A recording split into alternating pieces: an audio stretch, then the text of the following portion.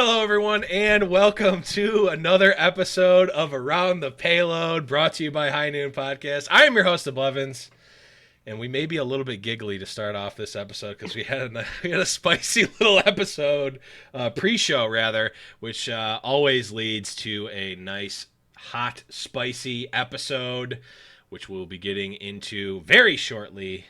But first, let me introduce my wonderful guests on this awesome, definitely real and not fake or stolen game show about Overwatch League. Starting off in my upper left, we have the co-host of the Cavalry podcast, and I'll recap that, of course, is the wonderful Melarina. Welcome back.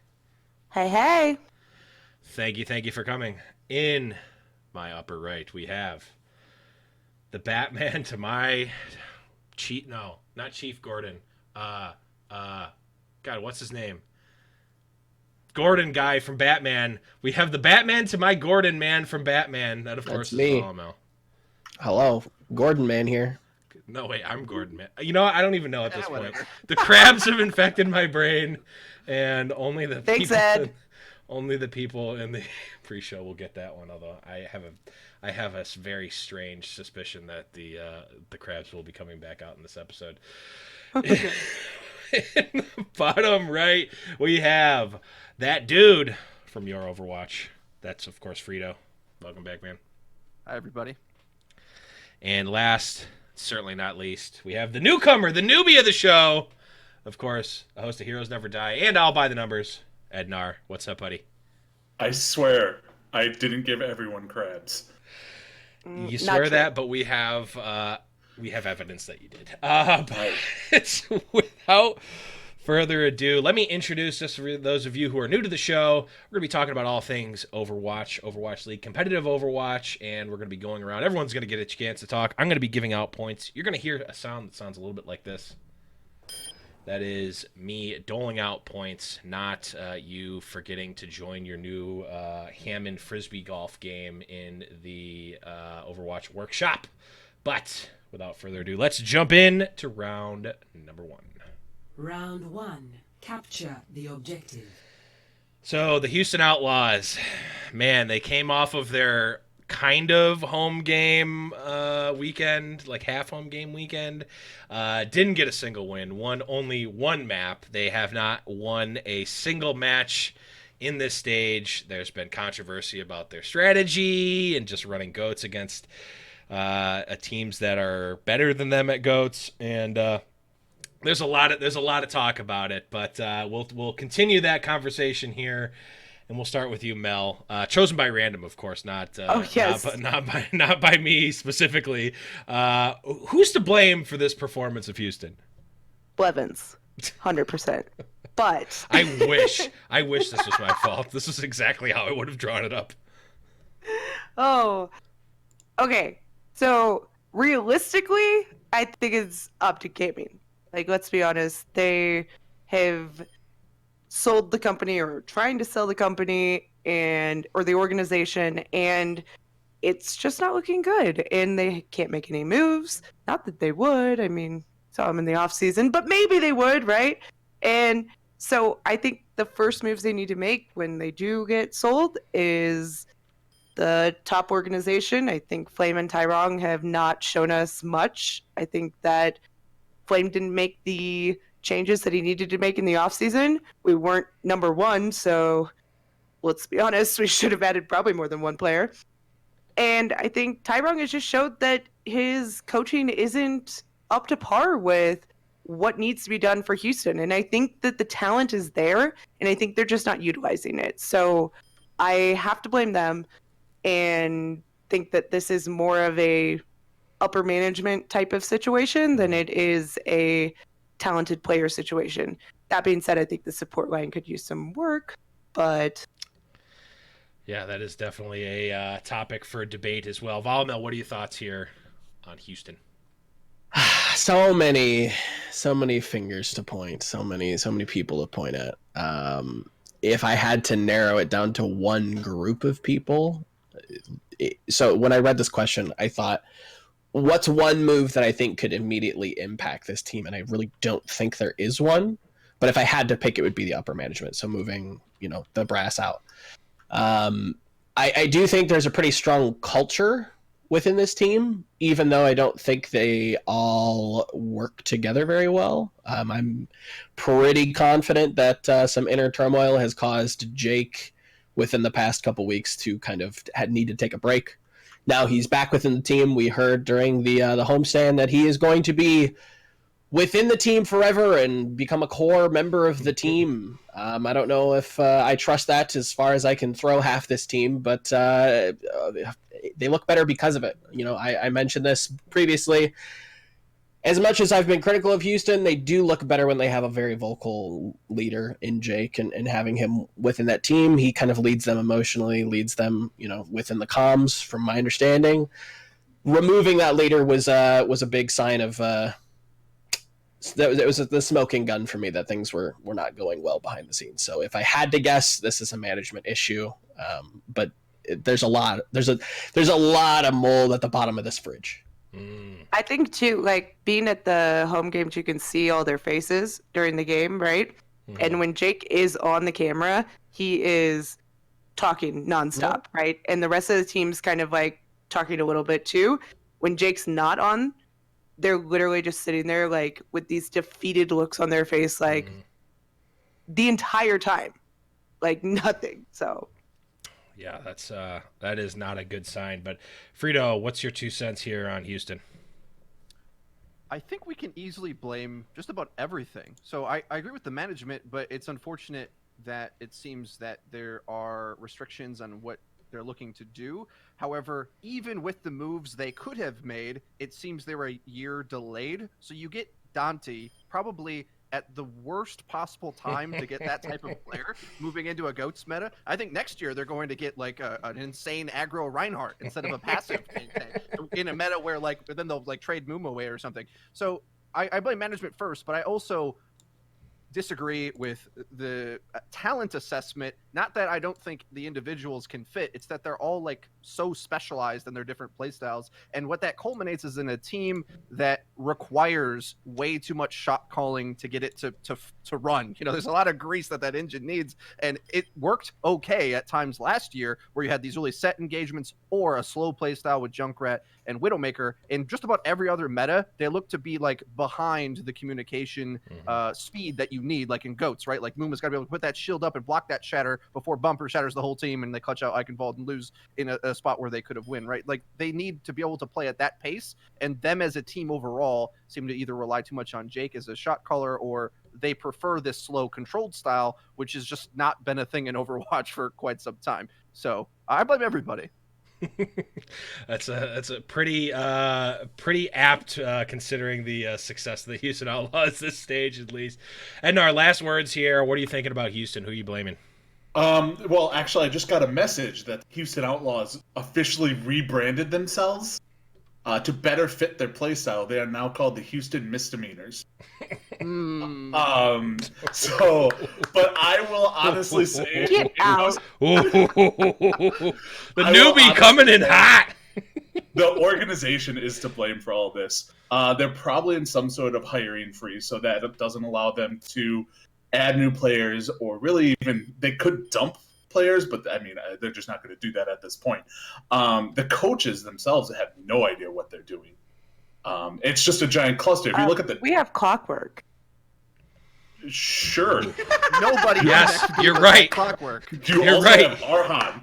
You also have Arhan. You also have Spree. You also have Cool Matt. You also have Boink.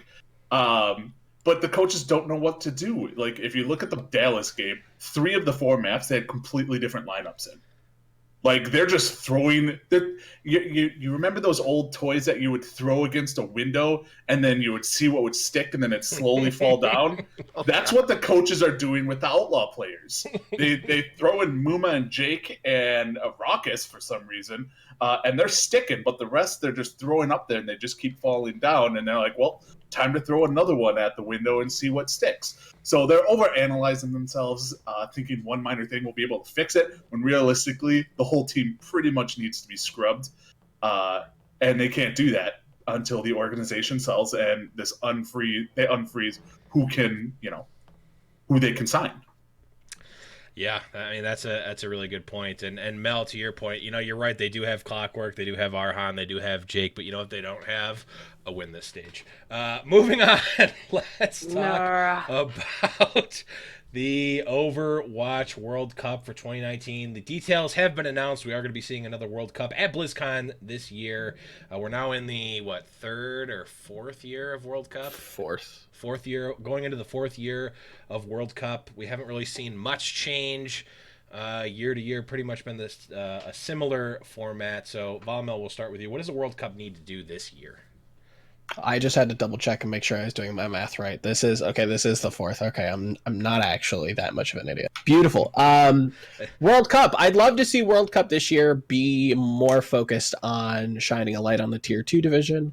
I think that would be really interesting to see all of the or the best contenders talent or maybe unsigned talent in these respective regions come out and perform really well. Will that happen? Probably not.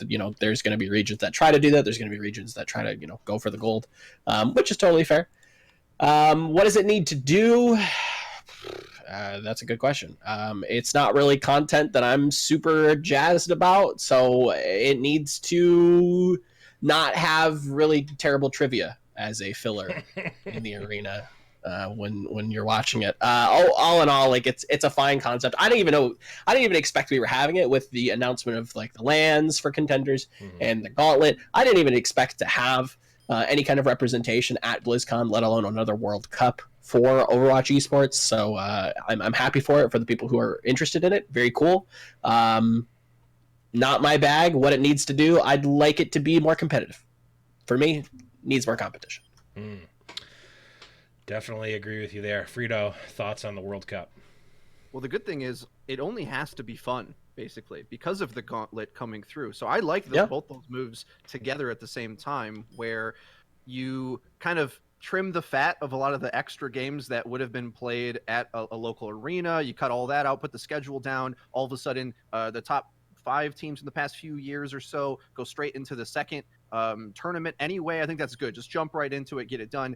I think that is a downside, though, for anyone who wanted those teams to really grind their way up and improve over the course of weeks and a month or whatever. That's not going to happen. You're going to see sloppier Overwatch, not cleaner Overwatch. However, I think that's better for the fun factor at the same time. So I'm glad that they kept it, because it's so hype in the Anaheim Convention Center for BlizzCon. Nothing really fits that time schedule and that demographic of a person who comes to that event, that anybody can just like step in and understand, this country, rather than this like tier 3 team or tier 2 team in the gauntlet. So luckily it looks to aim to do everything it should have to do, if that makes sense. I think it's a little interesting, though, with the age restriction, unfortunately, that we're not going to be able to see some of the talent that you otherwise would miss out on seeing, because they can't play. There's a lot of Sugar Free is 12, and I think he'll always just be perpetually 12. Sugar Free. I want to see those. That's the first guy that always comes to my mind when I think of a player who's insane, right? But he's actually getting younger. Yeah. He's Benjamin Buttoning the Overwatch scene. Yep. Yeah, missing out on a performance like we saw Flower have 2 years ago. Man, I'm feeling older thinking about how many World Cups have been to. However many years ago it was that Flower really broke out. I think it was 2. Playing Widow versus teams without a Widow player. What a guy, man! Amazing. Hey, it was Listen, fun. He was hitting shots through the window. Like, come on. He did pop off, but yeah, he did.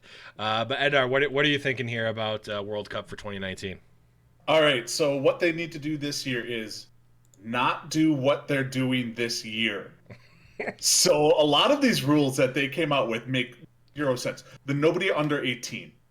It just basically gets rid of a lot of the tier 2 scene out there. That a lot of people, like you said, we don't have the flower. We don't have that Flower moment, and we don't even know about him if he doesn't play in the World Cup. Forcing all teams outside of who they name in the top 10 to pay for themselves to get to Anaheim basically means last year we probably wouldn't have had like Gu Shui from China.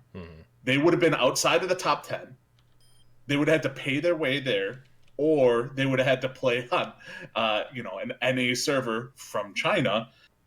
and they would have probably gotten demolished, and then we wouldn't have had the luxury of seeing Gouchway destroying people on his Winston, stuff like that. They're trying to, handpick who's going to come by making like their own top 10 list based on last year, when really I think they need to have these individual tournaments to determine who. Like, you can even have smaller tournaments and be like, okay, top 4 from each region, we pay for them to come out here. We get the top 16 teams, and then they have a tournament that way. But making anyone outside, I mean, USA is number 8, I think, this year. So, like, they're almost on the brink of not being able to, well, obviously they could make it to Anaheim on their own since most of them are there. But, like US or Canada, something like that, wouldn't be able to pay. So they're going to handpick these teams. I think they got a lot wrong with this, but I think it's still a work in progress. Yeah. Yeah, but Ed and I remember, I mean, Activision Blizzard only made more money than they ever had last year. They don't have money to be setting teams. And you're laid off. What? Oh, God, we got banned from Twitch. Whoops. And it's gone. Revenue and profit Good show, are different guys. things. Good show. I know. Just a fact check I for a know. second, Okay. but- You know what? Freedo, you and your facts can Buzzkill. stay right over there. Dun, dun, dun. I forgot the Krebs song already. Mel, last words here on the I think World you ever Cup. knew the crab song, but I'm pretty sure I did. I'll remember it by the end of this. oh god, It was more the crab dance than the crab That's song. true, It that's really true. does it. That's true. it's true. It's true. All right, so to combat Ed, because that's fun. Boo. The age cap is to help the eligible OWL players get into the spotlight, right? Like, so I think that's why they're putting the age cap on it, is because if you're 18, you can be recruited by an OWL team. If you're 12, good luck. I know you're better than all of the other people, but you're 12 and you can't play again. You can't play an OWL until you're 18. So, like, sorry, who cares? What if you're Like- 17 though, and you're going to be 18 by the time next season? Ah, you think of that? Well, So like sucks to alarm suck. from Fusion Yeah, University. take that, people who were born I don't to... think alarm needs any more. I don't think leave needs more. I don't think who are you needs more exposure. I definitely see I wanna see where it's going. But do they need more Yeah, exposure? you're right. I need to see sugar free. That's what I need to see. Well, then you can tune into 2030. his You 12-year-old can stream. contender. You can watch those contenders finals VODs where he just played. There you go. Contenders. Quick What? plug. Yeah, Hold what's on. that? No, but I think realistically this year, the biggest thing I'm concerned about is the time constraints, right? Like, how many more games are they playing? And how unrealistic is the Blizzard community that sets the time for the games on how long they're going to go? Like, have we ever been on time? No. Like, I literally don't think ever. And last year, I'm pretty sure they had to keep bumping games to the next day Mhm. because we were over time, right? Like, so how are they going to logistically fit all of these games in? And how helpful is it that they're at the Blizzard Arena? Like, they say more people get to see their players in, Anaheim, but like, for most of these countries, most of their fans aren't going to Anaheim, so what type of crowd and interaction are we going to get? And if it's just a constant Overwatch League World Cup, then one, that sucks for me because like I kind of wanted to go see other things a little bit, but maybe I'll be stuck in the arena. But at the same time, it's like maybe the arena won't be super full either. And is that a good thing? Like, you have a match between two teams that there isn't a lot of representation at BlizzCon, and is that a good thing to have it in the arena with 27 people? Like, sucks. Yeah, I'm a big fan of only having the hypest matches for the actual arena. Having fewer matches at BlizzCon when there's like 80 hours of stuff to do in 48. Right? And when most of it has to be stuck in the arena, that's not stuck, but you know what I mean. I don't know. I'm You're making never the most stuck first, there because I'm making the most first world problem ever that no one. Oh man, I gotta play Diablo Immortal again. Hey, Oh. I like Wait, Diablo Immortal. Hey, What about for those of us who don't have a phone? It's true. Why you got to be rubbing it in our face like that? You guys don't have phones? I'm just saying, USA usually loses. I'm just removing everyone's points from this. We're canceling the show. It's done. Oh god, we haven't even made it through round 1. We're already completely derailed. Let's try to get back on. Blame Ed. I don't even know who I blame. You know what? I'm okay with that. From the Houston Outlaws for this. Well, one thing, one bright shining light at the end of the tunnel. I can't even talk. My metaphors here. Is the Overwatch workshop. We got the map editor. Well, not actually a map editor. The game engine modifier, I guess, is more apt. That's the beginning of which has been added into Overwatch finally.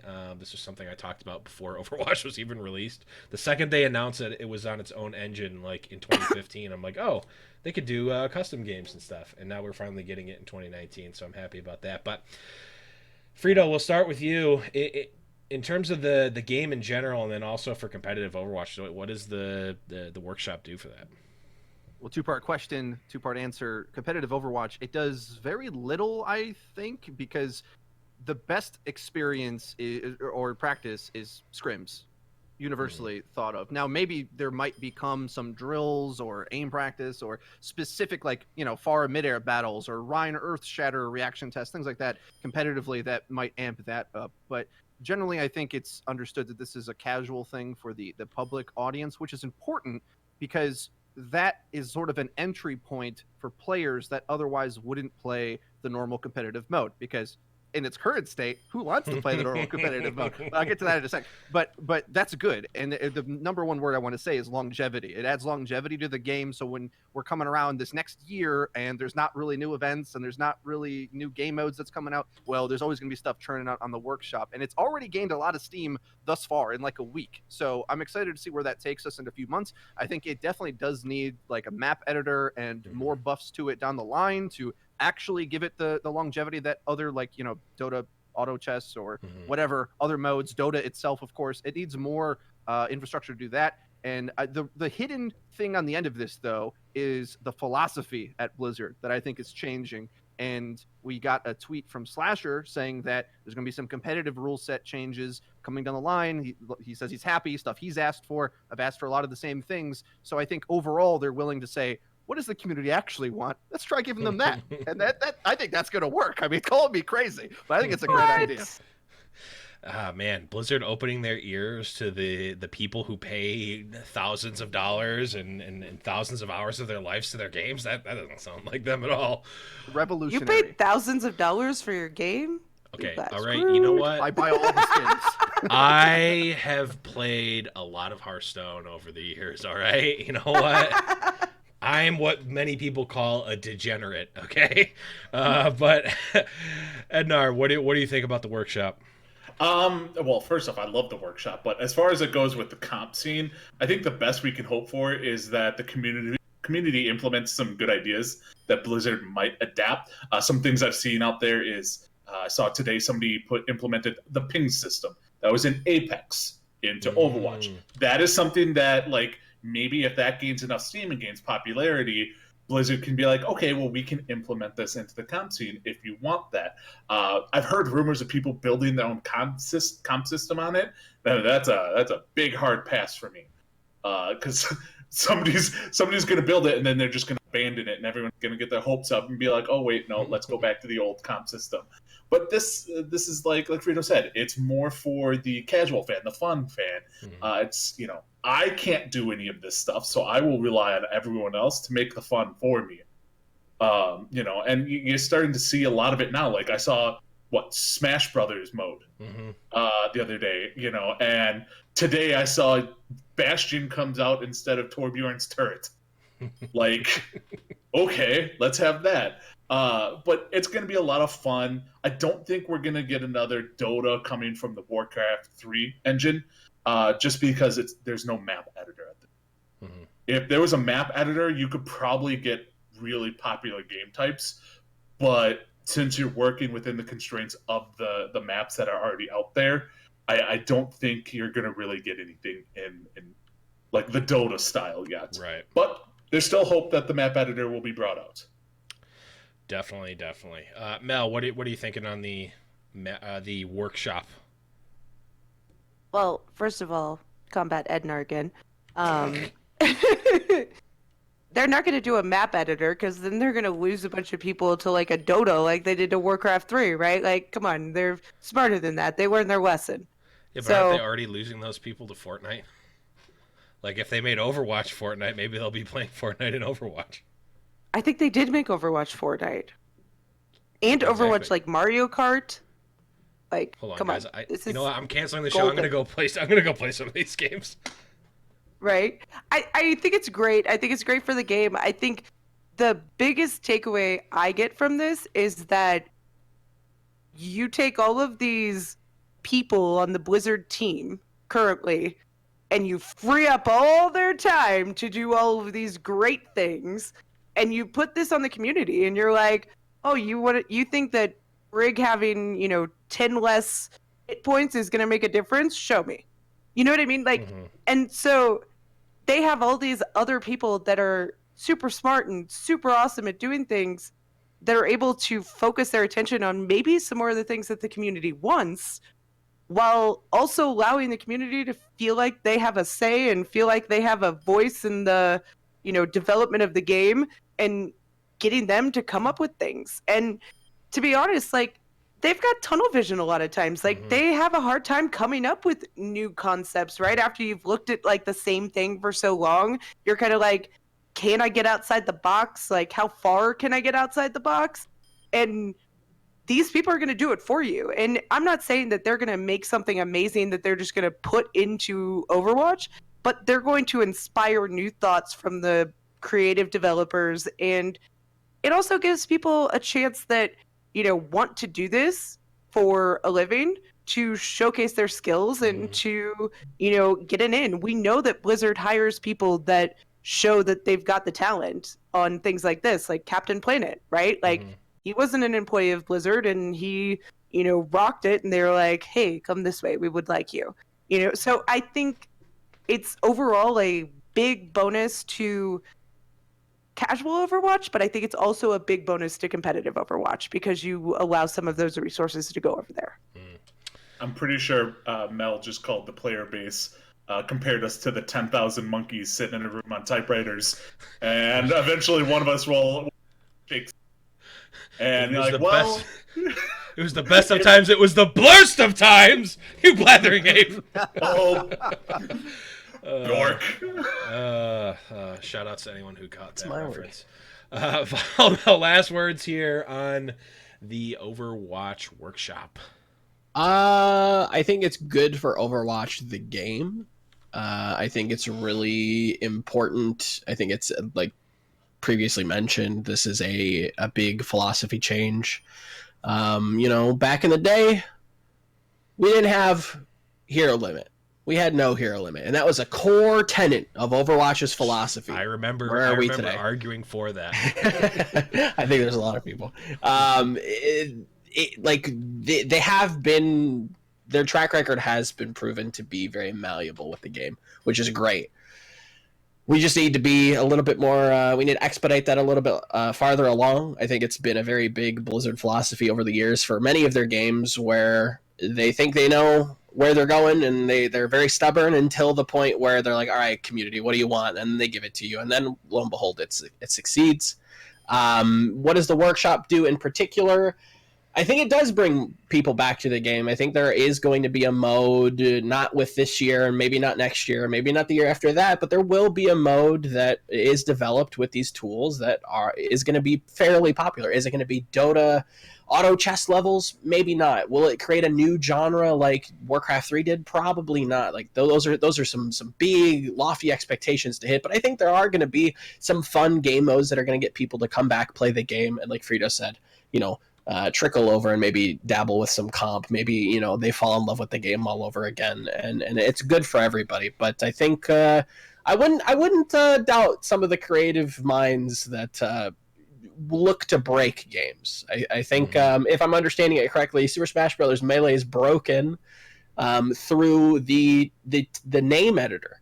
You actually input lines of code in the name editor to break the game entirely. So there's creative ways to really get into these engines and make them do whatever you want them to. So I'll give it a couple years and we'll revisit this, and I think we'll have a very popular game that I think everybody has tried at least once. I agree with that wholeheartedly, or at least my hope is that. The only thing I'm not even necessarily worried about, but does bringing people in to play a game mode like gun game, for instance. That's one that I just love. Gun game. I don't even play the regular CS. I just play gun game. Sure. Does me coming back and playing that but not playing competitive Overwatch, is that good for comp Overwatch overall? I don't know the answer to that. I would say, I guess maybe. I think it's more likely that person will end up watching an Overwatch League match and maybe fall in love with it there. They might not play comp, but then maybe they watch World Cup and they go, yeah, USA, this is great. Oh, this Sinatra guy, like I like Sinatra. Sinatra's cool. Like maybe I'll support San Francisco now. Like there's that trickle over that I think is important. Bringing back, Overwatch to be this big game, I think is important. Do we really want those people in competitive though? Like, let's be honest. Like, do you really playing want competitive? Maybe not. But Yeah. cheering on competition, yes. True. That I could also. No, go ahead. Oh, I was gonna say. Also, you could probably see some of the best fun game modes make their way into the Overwatch League Sure. All-Star game. Yeah, definitely. Like a gun mode during the All-Star game, True. hamster races, something like that. You could definitely see it. I might actually watch it. Yeah. Depending on what it is. It would allow like the player base to be like, I'm making a difference. Really, you're not, but at least I think I'm making a difference. high five? Eight for effort. Yeah. High five. You pass. I like it, and as long as it will keep filthy casuals like me in the game but out of comp, I think it's probably good. If it keeps people like me out of comp, it's probably a good thing. Gun game was the best thing that happened to Overwatch competitive because Blevins is no longer there. It's true. That is a true statement. But it's also a true statement that we have reached the end of round number 1. A quick recap of the scores for those of you listening in podcast world.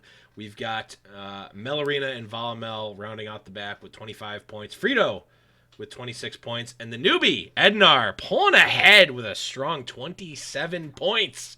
The crabs prevail. The crabs are assembling into a sentient being wearing a Green Bay Packers hat. Assemble. As we go into round number 2. Round 2. Capture the objective. We've got 3 undefeated teams right now in this stage and going into the final week of this stage, as well as NYXL, which, you know what? I'll take the mulligan. I'll take the gimme on the Atlanta Reign game a couple weeks ago. It just didn't count. They're de facto undefeated. But all jokes aside, if memory serves correctly, we have not had this many teams being this dominant in a stage, if I recall correctly. So, Edanar, we'll start with you. Is this going to be the best stage playoffs we've ever seen? No. I don't think it will be. It's going to be the best group of teams that we've seen in a stage playoff. But it's hard for someone to convince me that we're going to get a better finals than we did in stage 1 between the Titans and the Shock. Like, that was probably the best series of any stage or season playoff that I've seen. And it's going to be hard. For it to be a better playoffs, it has to be better. They have to have a game better than the championship game of the previous best. And I don't see it happening because it's you can't have a best game every stage playoff. You just can't. But this will be the best grouping of teams that we've seen ever. And part of that is because this is the first time we've had, 8 teams participate in the playoffs outside the last stage. With last season, it was, 4 teams, so on and so forth. So, no, I don't think it's going to be the best, but, there's a possibility of it, but I don't think it will. Makes sense. Mel, what are your thoughts here on this relatively stacked stage playoffs for stage 2? Well, I think that the Houston Outlaws. No, I'm just kidding. All right, so Volamel. All I'm saying is you included New York, but you didn't include London. and they've both only lost one game, and I'm pretty sure London was just like, Chengdu's a cool team. We're at Dallas. Let's give them that one. You know, like, Yeah, but come on. Mel, I've never once ever given anyone the illusion that I am not biased entirely. Fair enough. NYXL is so good. You're right. They deserve All right, to the be Pander up there. Bear's not going to work either, so just get right back on. It's not true. I've seen that work That's many true. of It times. depends on how I'm feeling. But I think that it's going to be a good finals. I mean, we could have a rematch of the last finals with, Shock and Vancouver. So I don't think the meta is super different. So I think we'd see a very similar game. I would like to see a different type of game, I think, in the finals, which I don't think I'm going to see. Like But- handmade frisbee golf? Is that what you Yeah, mean like by different Chengdu. type? Like Chengdu. I'd like to see Chengdu in the finals, okay? And I think that Chengdu would make it exciting for me. But I think it'll be competitive. I think we maybe won't see the upsets that we saw last finals, which is kind of sad. Because I thought that was really exciting when Seoul beat New York. Man, you really don't like points, do you? But, Right in the corner. But Yourself. No. New York doesn't play in the stage playoffs. They just, they give that one up. It's true. They take their break then. They're still sandbagging. Sandbagging. Yeah. Yes, very much so. So, yeah. I do agree with you that the Chengdu Hunters being in the stage finals would be very exciting for Vancouver Titans fans, as they got a clear and easy victory in the finals. God. The Chengdu Hunters took the Vancouver Titans for a loop when they played them. Let's be honest, we saw That's right. Vancouver They Titans won, play some didn't they? crazy comps. Right. Get out of here. Vancouver Titans makes up garbage time against teams before they've even secured the win on the map. But tis neither here nor there. I actually need to start rooting against the Vancouver as they're playing Toronto this week. But Mel, what are your thoughts on these stage playoffs here? Overall, I think this is going to be the best stage playoffs if things go according to plan. I've seen the script.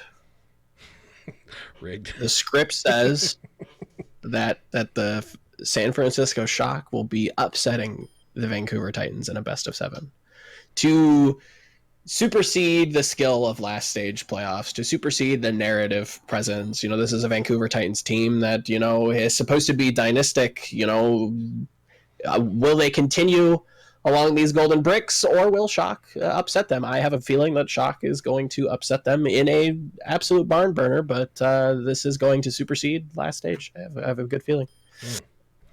I like the bold call. Freedo, last words here on these stage playoffs for this stage.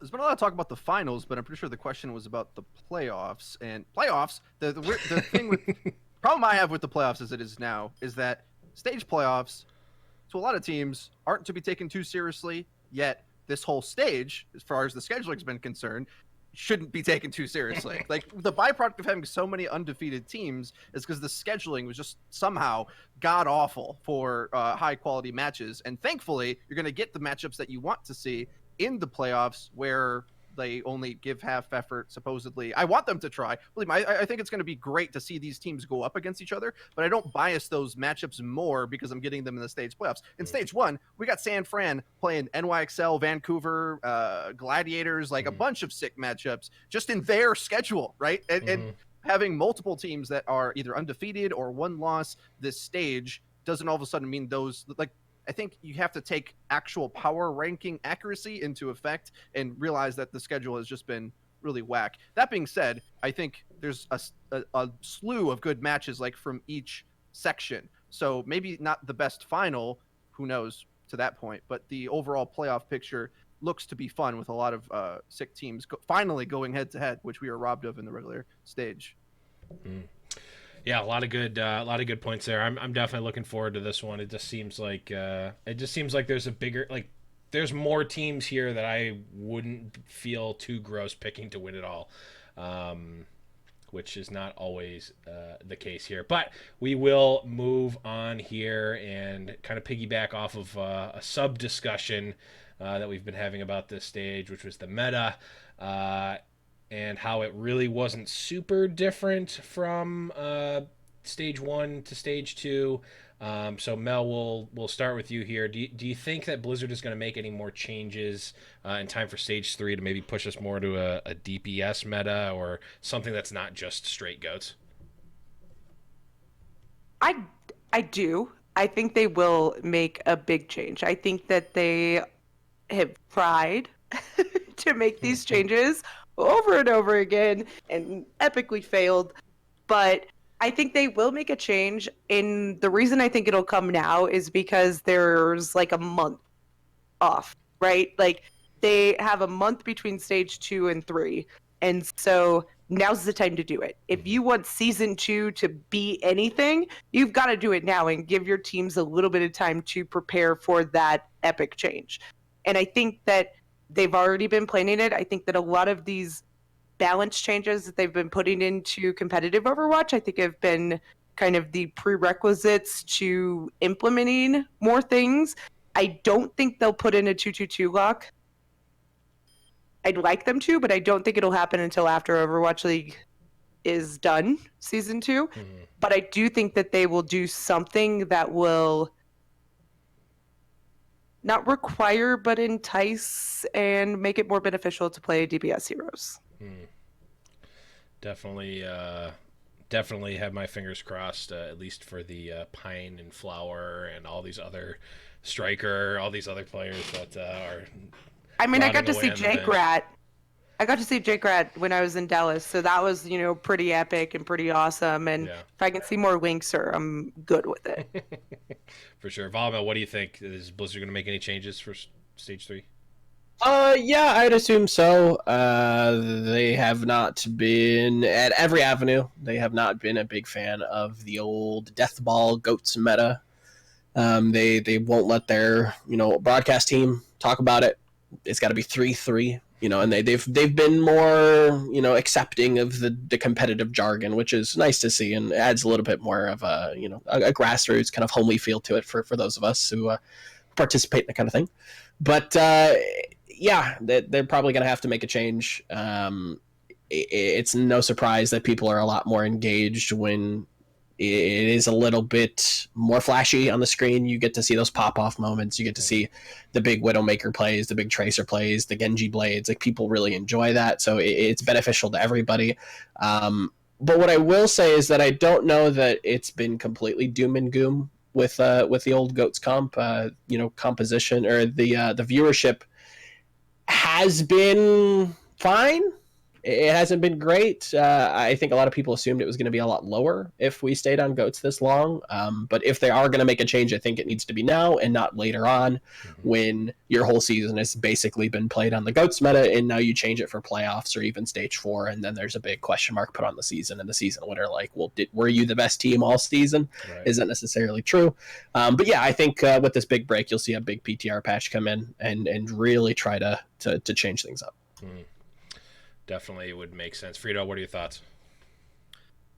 Yeah, well, I have my own opinion, but also there seems to be leaks or hints, rumors that this is happening anyway. So I already thought they were gearing towards it.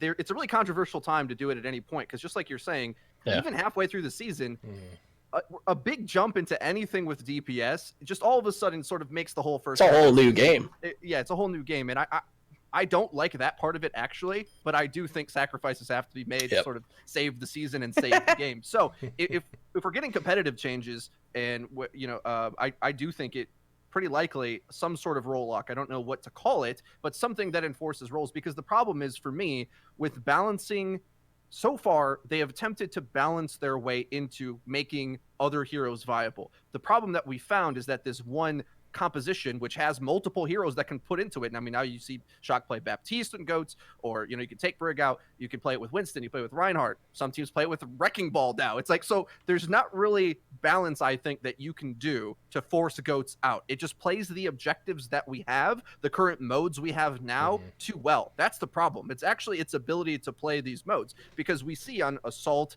that some teams will go the bunker comp because you can set up ahead of time and you can run that. But on just about every other mode, unless it's some wide open arena like that Busan Sanctuary map where you can run triple DPS Torb and beat Vancouver Titans with it, unless it's some wacky map that just totally enables DPS, there's almost no reason to run them. So because of that, unless we got a bunch of new game modes, which isn't going to happen, I think they have to go to a role lock, and there's no other solution. Or they just say, this season's goats. Okay, see you season 3. I can see that happening as well. But I hope it's, press the nuke button to change everything. They could just call this season Year of the Goat and really tongue-in-cheek it there. No But Ednar, last words here. What are your thoughts? All right, so as usual, I'm going to be the negative Nancy in the group. I'm going to say, I know, it's shocking. I don't think they will. Just because I think from a time constraint, they would need to release release what the changes will be in the next 2 to 3 weeks. Before the end of the stage, they would need to announce the changes. So I don't think we'll get like a 2-2 like lock system. It would just need to be hero changes at that point, because then it goes to the PTR, and then once it goes live, then you have to wait for it to become available and competitive, and so on and so forth. I don't think they're going to have the time to do all that. I think when we do go away from the GOATS meta, it will be the 2-2-2 lock system. And I think they are working on that right now, and your best hope is for probably stage 4 for something like that to happen. But, I hope I'm wrong, because I like seeing people click heads as much as the next person, but I'm also a realist. When it comes to this, it's they're not going to completely change the game just during the off season because they don't like GOATS. Well, GOATS is still run a lot compared to stage 1, so maybe they're happy with that. Maybe they're happy seeing these fan favorite teams like the Chengdu Hunters, roll out with no GOATS and being super fan favorites, and they like that. Because we're not talking about GOATS being nerfed for competitive play for like the 5 of us. Like, they would have to specifically nerf GOATS for OWL play. Mm-hmm. And I don't think they're at that point yet. But the 2-2-2 forced would obviously change all that, and I think that's where they want to go. And Jeff's even said so. I think you underestimate Blizzard, though, that they haven't been planning on this long break that they're going to have in between stages to get rid of GOATS. Like, them changing it between stage 3 and 4 when there's a week is ridiculous, right? Like, that puts everybody at a disadvantage. And they said at the beginning of the season that they wanted to keep competitive play at the same patch as Overwatch League play as best as possible. And I think the only way that they're going to implement something to change it is going to be in between stage 2 and 3. But realistically, there's only 2 weeks between stage 2 and 3. There's literally a month. Well, you also have to include the All-Star. Yeah, not in the playoffs, and you have to take in, there is All-Star Week too. So you go after that, that's the 20th of May. Well, in 2 weeks from that is the first week of the Overwatch League. Well, if you're really well liked, then sucks to suck. You don't get to practice as much.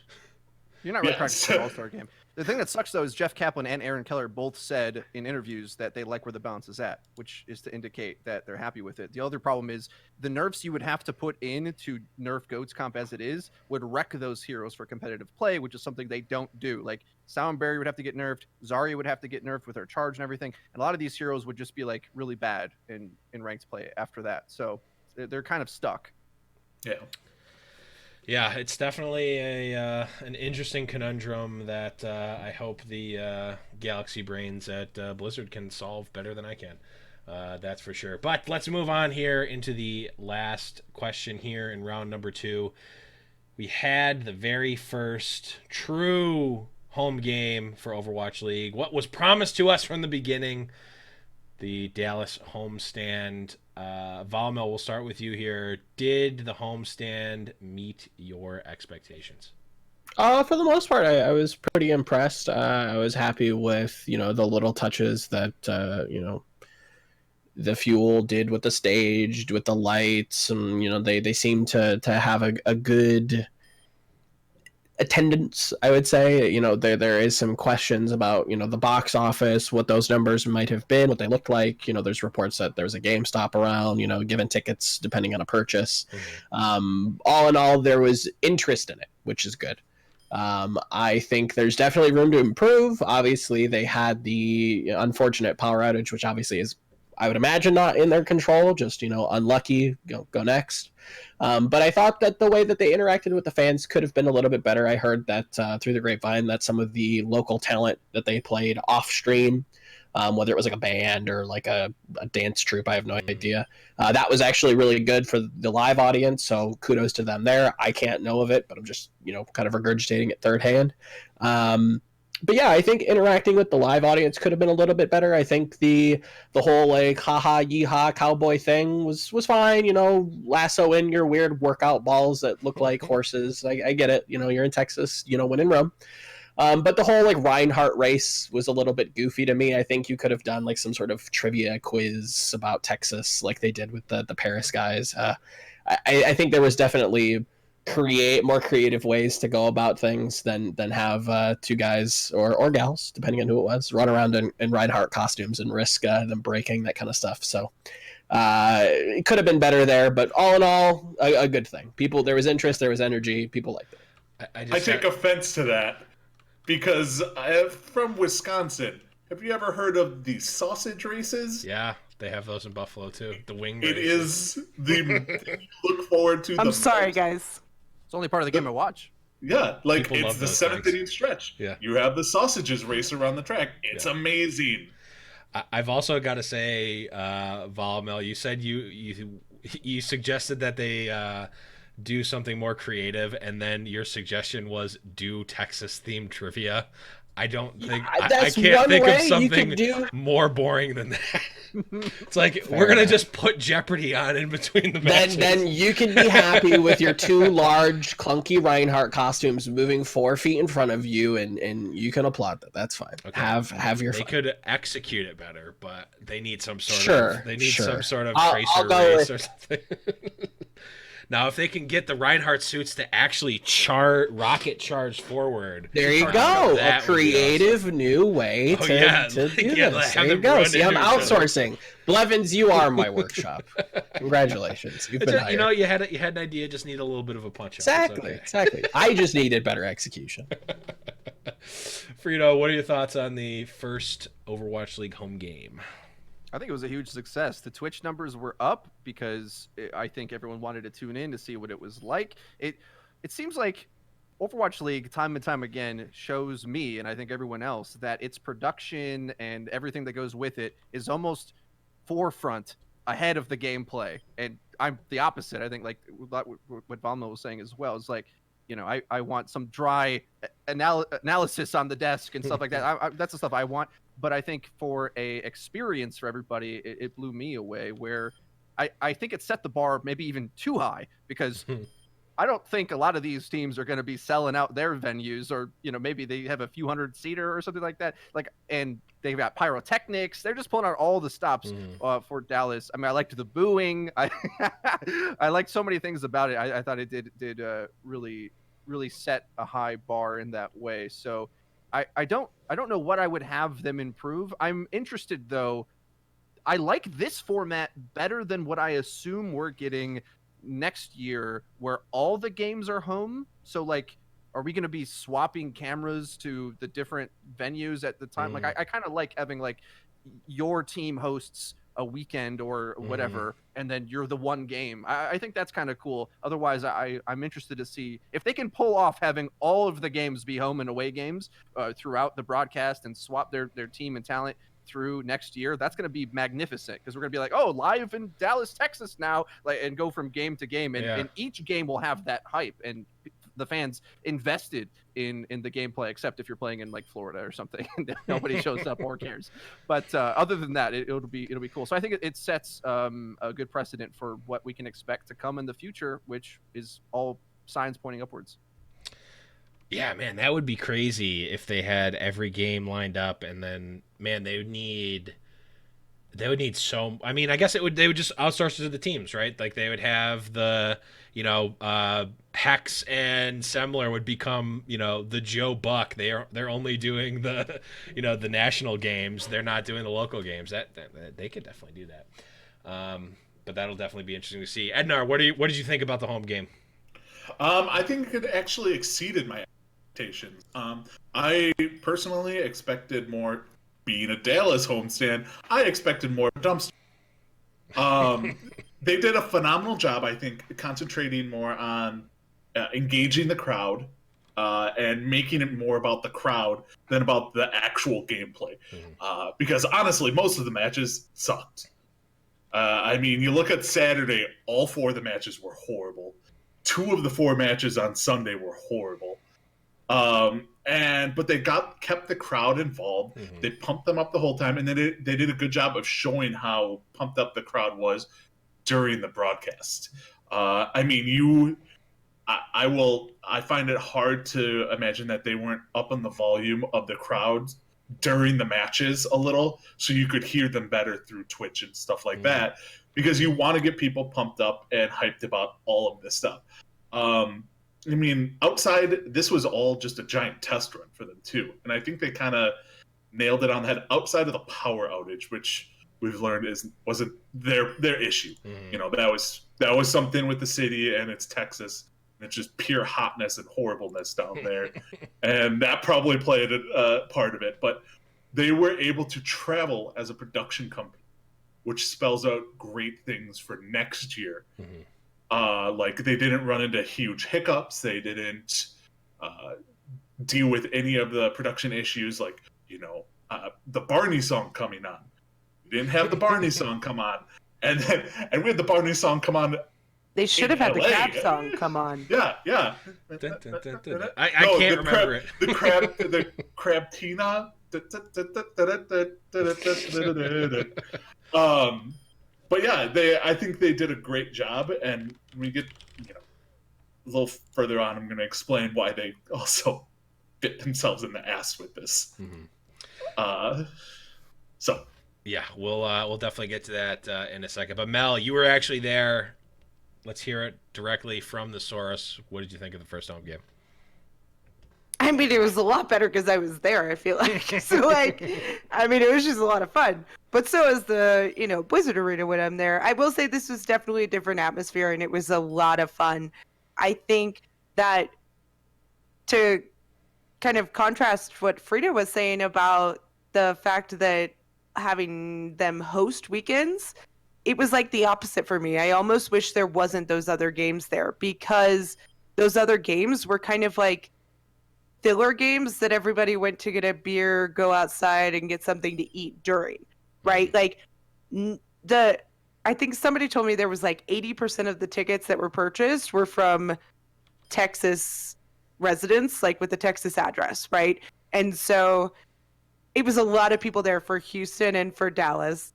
And during those other games, they kind of disappeared, and it was kind of vacant, And that was kind of like, okay, this isn't really the hometown feel that I'm looking at. I want, but you put Houston on the stage and you put Dallas on the stage, and it was hype, right? Like everybody was into it, whether it was booing or cheering, it didn't matter.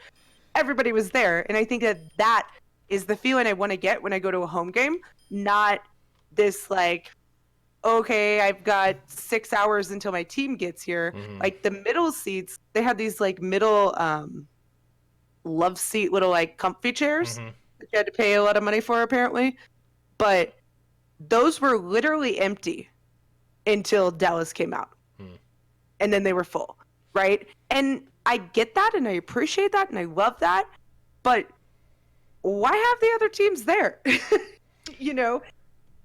Yeah, I think it's kind of like WWE in that style, or like even like MMA, something like, or boxing. MMA, boxing. Yeah, they have the main cards that people like that are selling all the undercard. tickets. Yeah, they have to get But those one other more games thing. played. Okay. Right. But one more thing. The fact that Dallas, jerks at Dallas, had the Texas Showdown, and they literally announced Houston and had them walk from behind stage to their seats, and then had freaking fireworks for Dallas. Like, okay, come on. Like, even at a football game, every team gets to like run in. You just do the home team last. Like, you don't have to like shun Texas Houston to like. No, It depends. No. I think you do. It depends. You definitely do. At the Buffalo lacrosse games, like, and even when I was in high school for basketball, like, we had a whole thing, like, they would do the normal announcement, like, they would come out, they would announce the other team, and then all the lights would go off, the music would play. We literally had a spotlight, and like, it was amazing. Like, it was a shunning of the other team, and it was high school basketball at a not like super like high level high school. So no, I think you ice the away team as much as you I can. mean, I was just annoyed, okay? And then there was a time. No, you don't get to talk, Ed. no, I'm going to now. Because this is a perfect analogy of this. The Houston Outlaws are like the Monstars. Get out. And No, the and Monstars Dallas won Fuel- games. Yeah, but no, they didn't. They went up against, Michael Jordan and the rest of the Looney Tunes. They won the scrimmages beforehand.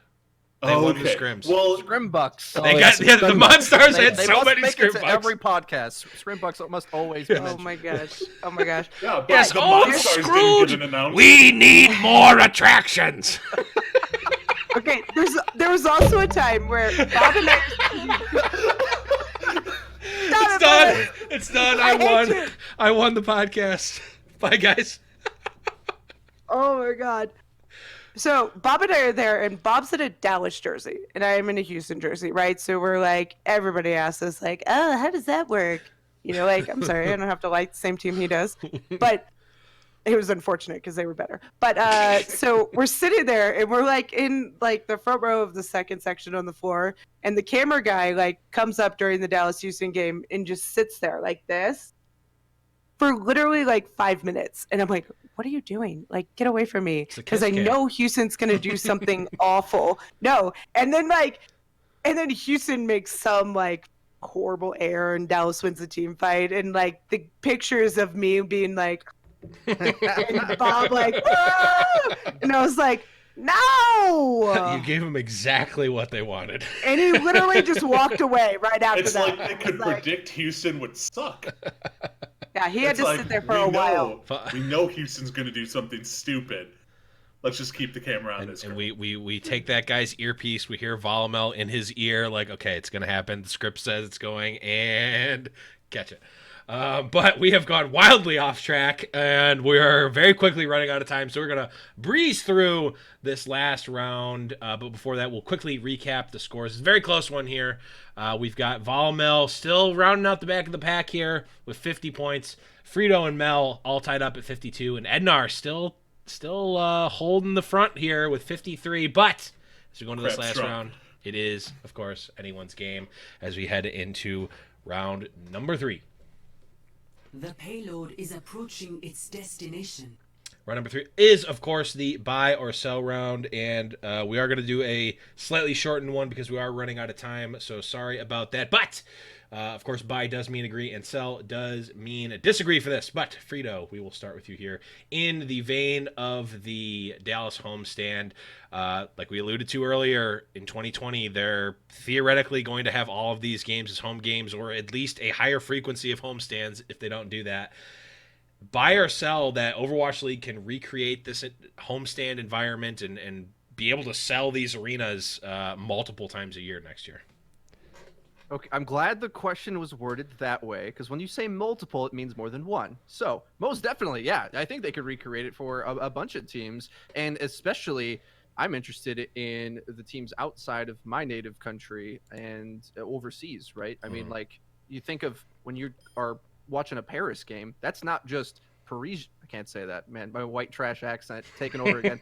But however, right, it's not just people from Paris. It's the entirety of Europe that is probably interested in buying those tickets. So those are just going to be, that's prime real estate right there. There's a whole salty European Overwatch competitive scene that is just begging to like be represented nonstop. them over there as well. Anytime we see pictures of, some of the Chinese regions that I can't even spot on a map, right? But they're hype for Overwatch. They love it. I'm sure that's going to be crazy too, especially when you start flying some of these Western teams out to go play there. I think a lot of those games are going to be really good. And it all comes down to the scheduling, right? So luckily we can expect more local rivalries, but also these other distant rivalries that will be created. There will be some losers, some big fat L's coming up where I think some teams are just not going to sell out and are going to be very upset with their purchase of an Overwatch League team. But overall, I think it was too hype now that it's going. Yeah, Florida man strikes again. Right? It's always. Yeah, but he's not buying a ticket to a Florida Mayhem game, unfortunately. He's doing bath salts in the alley. But there's enough teams that and matchups that are going to be interesting, right? I think we got to see the schedule first to know this for sure. But I assume they'll be able to figure it out. Gotcha. I like everything that you said. I don't think he said buy or sell, man. I got to deduct a point from He did. Oh, he did? Okay. All right. Saved by the Mel. Oh, that worked out really well. I'm giving myself a point for that one. I've got 2 points this round. But if he beats me by 1, he didn't. Okay, so I'm just going to put that out there now. I'll give it back. I'll allow it. Ednar, buy or sell OWL being able to recreate this homestand effect for next year? I'm going to sell this quicker than new mud flaps on clearance at a Walmart in Alabama. I have no idea what that metaphor is supposed to mean. It's a Southern thing. Okay. I do not think they're going to be able to recreate this homestand environment multiple times for the simple fact that they kind of put their best foot forward in this homestand. You're not going to find, outside of the 2 LAs, you're not going to find another, for instance, Atlanta and Next Stage. You're not going to be able to sell it to multiple teams. You're not going to be like, hey, Atlanta fans and Justice fans, come join us. Whereas in Dallas, they have they could pull from the Houston and Dallas, and then you could have that rivalry in Texas. Most games, most cities will not have anything remotely close to that. And the environment that the Dallas-Houston put out, I imagine if there was no Houston Outlaws, would they have the same type of environment in Dallas with no Houston fans? No, they wouldn't have. Because they wouldn't have been any back and forth banter between Dallas fans and Outlaw fans being paid to be Outlaw fans. You just don't have that. I mean, some of the best rivalries in sports are from teams closest to each other. For instance, Cubs-Brewers. Cubs-Brewers games are split 50-50 down the middle of people who come to the games, and it makes it 10 times better. Whereas if it's, let's say Brewers versus, we'll go back to crappy old Florida, the Marlins. It's all Brewers fans, and then you have less electricity in the crowd because you're not playing against somebody you hate. Whereas Dallas fans and Houston fans hate each other in the sports sense. They hate each other. Boston, New York, and how is this guy leading? Is this game Boston? I don't know, man. That's what I'm saying. Boston and New York, I'll give you. But okay, let's look at Toronto. Who do they got? No one. Vancouver, no one. San Francisco, they're not getting into the LA business there. London versus Paris, maybe. Toronto's got Vancouver for what it's worth because I think you do have some duds. I'll save my ammunition, but I agree. You have some duds, but then you still have majority of the teams that are going to have. You have to recreate the exact environment or better environment that we had this past weekend, which it doesn't also say exact environment. It's all downhill from here. You heard it here first. If you recreate something, you're not recreating it for worse. You know what? Blizzard would like to debate. Technically correct is the best kind of correct, so I'll allow it. But moving on, Mel, what do you think? I object. Yes, I'm going up against Ed. I mean, you go right before me and you say a lot of stupid comments. So scoreboard. Don't start saying scoreboard because I can very quickly change that. Uses your comments and thinks they're funny. No, I feel like I mean, for what it's worth, okay. that is the only thing that matters on this show. But True. It doesn't matter to me. No, but I think I going to buy, but it's like a soft buy, right? So I think that they can recreate the homestand environment to a certain extent, right? Like, yes, you have one home game in a season. You're obviously going to get a lot more people there, and you're going to get a lot more people that travel further distances. But you also had a bigger venue than you're going to have as your home weekend, right? Like, so most teams are not going to have an arena that seats 4,500 people. They're just not. Like, the Blizzard Arena seats like 450. Okay. And it's not even always packed. And I think for Ed's crazy argument, the Blizzard Arena, who has 2 LA teams, is a crappy environment for LA teams. There's a bunch of Fairweather fans. There's a bunch of people that switch their jerseys all the time. And that really annoys me, obviously. Like History Houston repeats. fans. Yeah. no, like the most dedicated Shanghai Dragons fans ever that were brought to tears while wearing their NYXL jerseys on the day that Shanghai won. Just putting that out there. And then showed like 2 weeks later wearing like San Francisco Shock jerseys. Yeah. I'm just Are saying. you telling me I can't be It's not fans okay. of multiple teams, can't. Mel? I am telling you that. You cannot, in my mind. But I think that there is very much a market for home teams to offer very good games and to have fans come out every week if there is a schedule that allows it to be feasible, which I think they have, but I don't know it. So I can't convey it, but I think they have that. And I will say the whole idea that a game is not as much fun unless it's a rival, every Chiefs game I've been to that we have blown out the rival or non-rival, it doesn't matter. I'm having a blast chanting with my team. Like, it doesn't matter if like the last thing I want is to go to a game where we're getting like destroyed. Like, no. It's true. The Buffalo Bandits lacrosse team does a really great job of helping you care because if they score more than 12 goals, you get like half off Moe's the next day. So you are, no matter what the score is, you are constantly cheering until they get to 12 goals. So you are like, let's go, crush them 12-0. No matter what. It's so great. But Volmel, last words here. Is OWL going to be able to recreate this environment? I think this is a buy. I think that you'll be pretty surprised to see what teams are booking for venues next season. I will say that I would be pretty shocked even at this point to see constant travel to see every game be a home and or an away game.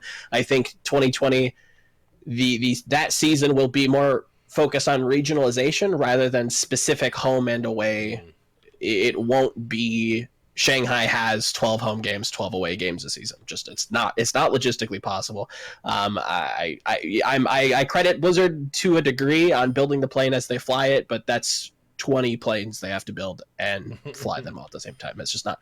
I think logistically that'd be a nightmare. I think that would be the quickest way to see Overwatch League literally burst into flames. I think you're going to see more regionalization, which is going to bring up that fan base. I mean, shoot, you look at Seoul Dynasty, they had an away party that sold out and made Genji a good amount of money. I think there are regional fan bases that you can sell to. Mm-hmm. I will agree with the sentiment that yes, Houston and Dallas having a Texas homestand is important, and it is a good foot forward. We'll have to see what, like you said, Atlanta, what that looks like. San Francisco, can they market to the NorCal crowd? Mm-hmm. There are regional fans to kind of market to, and I think slowly developing that is going to be important, and not just rushing into this crazy home and away game system. Yeah, a lot of good points brought up there. A lot of suspect points perhaps as well, but overall a good discussion nonetheless. We're going to move into the very last question here. Again, we are very quickly running out of time here. Our last buy or sell question for the evening is going to be, and we're going to start with you, Edanar, buy or sell booing the away teams at these home games? Oh, I'm going to the bank, taking out all my money. buy this. I love the fact that they booed them. Now, there's a difference between booing before they come out or while they're walking out and booing them after. Like, that is like two different things in my book. If you're booing a team as they come out or during the game or something like that, that's just a part of the way sports works now. You don't go to any sporting event and someone gets booed, whether it's your own team or the other team. After the game, like let's say after the Dallas Outlaw game, if everyone like they introduced like Outlaw players and then they started booing them after the loss, I think that's a little different than like booing them during their entrance. But you know, I'm sorry if people get offended by booing. You know, you won't ever be able to defend esports as being real sports, because this is one of the most iconic things that happen at sporting events is the crowd interaction with the opposing team. You boo them. That is what you do. And every stadium around the United States, around the globe, has different traditions that they do, which are pretty much aimed at trying to annoy or do whatever to the other team. And booing is just another way. It's as normal as doing the wave at a sporting event. So I think booing, keep it. I want more of it. I wanted Dallas fans to boo Outlaw good plays during the match. Like that's how far I wanted them to go. That's tough. That's tough to do because it can definitely start fueling the other side if it can fuel the other side, but it be like, you know what, our fan base is 100% behind us. We're just gonna smoke them, and you know it's all in good fun.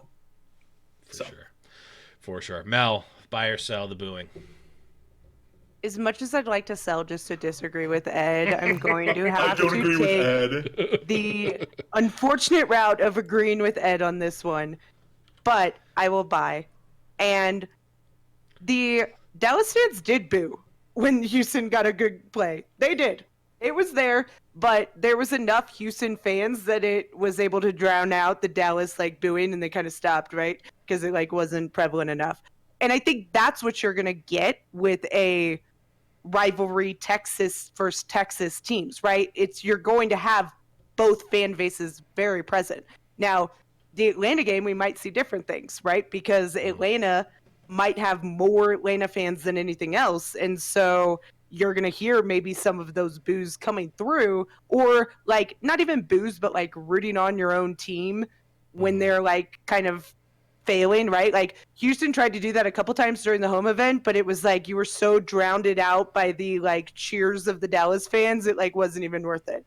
But I think booing's great. I think it's amazing that the fans were so into it, and like I've said before, if you switch your jerseys, I don't like you, so boo away. I like it. Follow Mel, buy or sell the boos to... Do you have to ask? Nah. This is a big old... I'm going to take out a loan to buy this. You can't... You can have competition. I think it's a detriment to the fan experience to not have some sort of pushback to your team, whatever side you fall on that fence. Is it going to be more prevalent when it comes to rivalry-based games? Of course, but I wouldn't be surprised if the Atlanta fans or the Philly fans or the New York fans boo the opposing team, regardless if they're even from the same country. As long as it stays within reason, I don't appreciate extremism. I don't want hooliganism. I don't think we need to have ultras in esports. But having a full fan experience where your team is bad and sometimes you get booed, and sometimes your team is great and sometimes they get cheered to the ends of the earth. Both sides of that fence, it kind of culminates to what means to be a fan. That is the full fan experience. You should want that. It shouldn't just be let's all have fun for the fun of the game. To a degree, that's important, right? That is important to have fun and to try your hardest, but there needs to be a winner and there needs to be a very clear delineated loser. And that's fine. That's fine to have. It's not a bad thing. We need to stop. I think it's high time we everybody gets a trophy. Yeah, I'm over that. I'm over that already. I think it's high time we kind of reevaluate what it means to kind of cheer and boo and what that really means, because it's not as bad as you think. Definitely agree with you there. Freedo, last words here. Buy or sell the booing? As a Western sports fan, just like everybody else, I'm going to buy it as well, but I do want to shout out and call him out by name, because I know AlphaCast. He's a very chill guy, French commentator, I think, for the Overwatch League, as well as a big streamer, streaming in the French language. I've met him a few times. He's really chill. I like him, but I see differently to him on this point. And I think the beautiful thing that the Overwatch League is bringing us here is these culture clashes. Mm-hmm. And buckle in, boy, because if you're not used to like how these escalate, I mean, for example, you think booing's bad. There's some stadiums where you don't want to go in as the other team. You know what I mean? Like, I'm The not Raiders. going to a Raiders game. Exactly. We both know you don't go to Raiders games. Yeah. Why is that? Because it could get Because violent. you might and get stabbed. Right. That is messed up. And I'm not going to be like, oh, that's a good thing. I'm just saying this is how we do things in beer drinking America. But It's too far. That's too far. That's too far. I know, but I'm a Packers fan as well. I'm from Wisconsin. We are incredibly chill at Lambeau. Like we'll get really hyped for the game, but as soon as that's done, like we have that clear. I like how Ed explained it as well, Packer fan. There's a line that you don't cross. Like if the Packers lose, we just sort of walk away sadly and go home and drink our beer and everything and just chill out. Right? Like we don't escalate to the next point. But in Philly, a little bit different. You might be scared if you're on the team. You know what I mean? Like, it goes other ways. So You can't go there as Santa and not get beat up.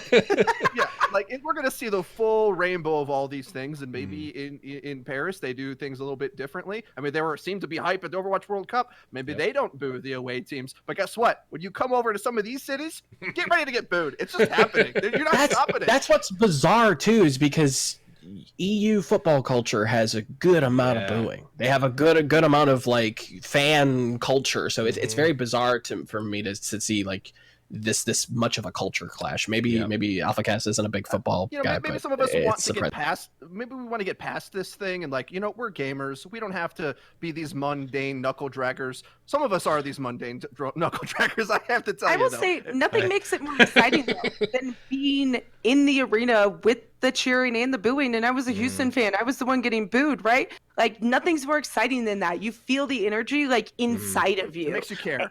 Yeah, exactly. Mel, let me ask you a question. How much more does this like compound on you being an Outlaws fan when you're being booed? Like, no, that's my team. I want to like counteract the booing and try to cheer on your team. Doesn't that like kind of like amps me up, right? Yeah. It's like, oh, you're booing me? Okay, I'm gonna wait till there's something to boo about with you. Maybe eventually. Yeah, maybe next year there will be a chance. Yeah, right. But I will say, as an Outlaws fan in my Outlaws jersey at the Dallas home stadium, there was never one person that was rude or mean to me because I was an Outlaws fan, right? And that's the thing is like, yes, you can boo me sitting next to me like while we're introducing, but there was not one person that was like, oh, I can't believe you're here, boo, like, no, that's not what booing is. I think the greatest thing I've ever seen home fans do to away fans that was more than booing was the Buffalo Bills Mafia. There used to be these guys. It was a group of like 2 or 3 guys.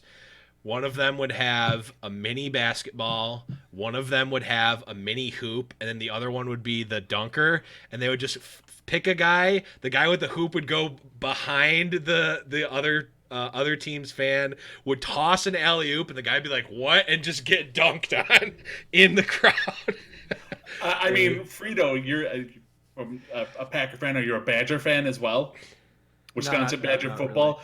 Really. It's one of those things where you go to one of those games, you have half the stadium chanting "eat shit" and the other half "f you," and it goes on for like 5 minutes, and you're just like, "What is going on here?" I'm like, you can't be offended at sporting events like this. You just can't. You just have to take it in stride and not take it personally. And then, like Mel said, when it's your turn to reverse the roles, you go to town. Like, you go to town on them and you trash talk like there's nobody's business. because that's the best way to trash talk. You take the trash talk, but then you return it tenfold. Even if you just have that minor moment. Hey, you take them. We take those. Yeah, we definitely take those. But that is going to nice lively booing discussion. I liked a lot.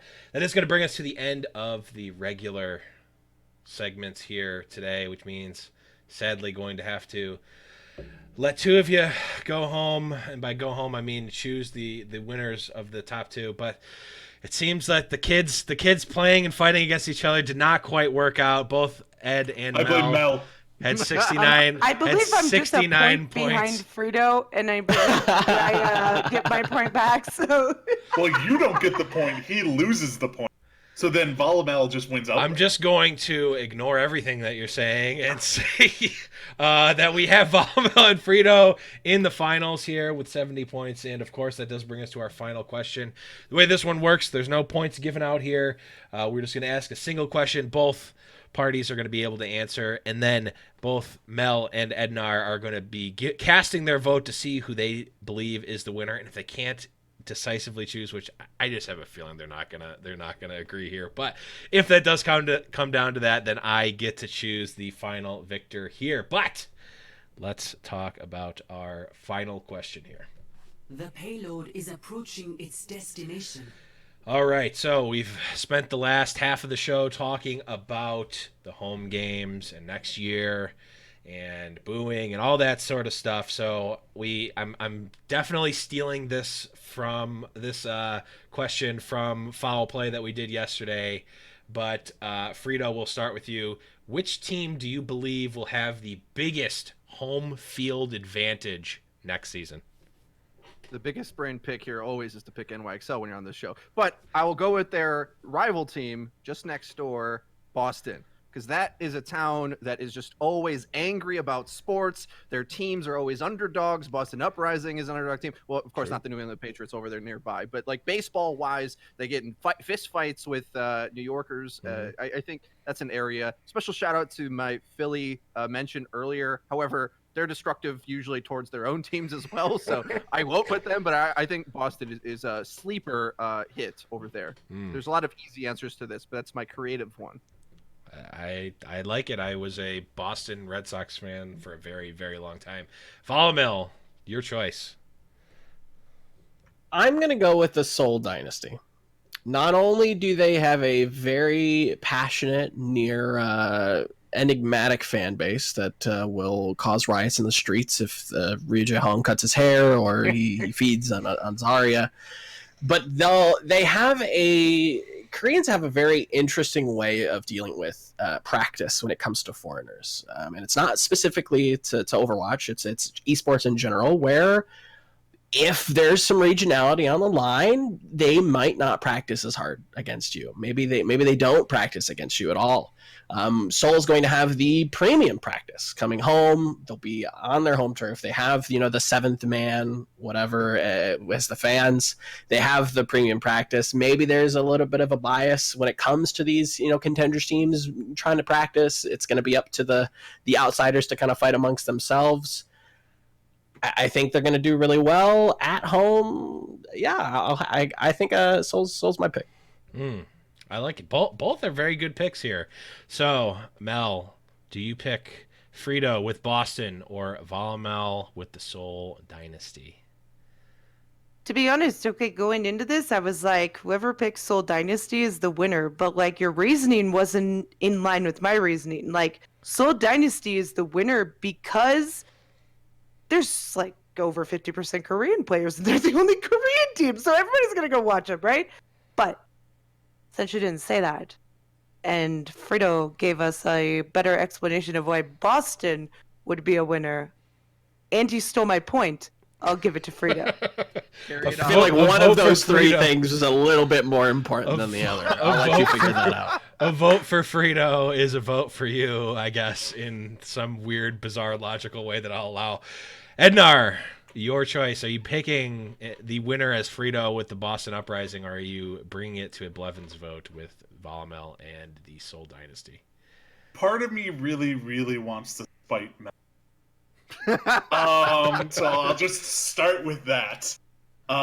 I actually Soul. I thought about Soul for almost the same reason that Mel was thinking about Soul, but then I'm like, she's right. 50% of the players, or probably over 50% of the players now, are Korean. So, all right, let's say Vancouver Titans go back against Seoul. Is that going to be that big of an advantage? Are they going to be like, screw you, run away? We're cheering for Seoul. No, they're not going to. So for that reason, I'm voting for Freedo.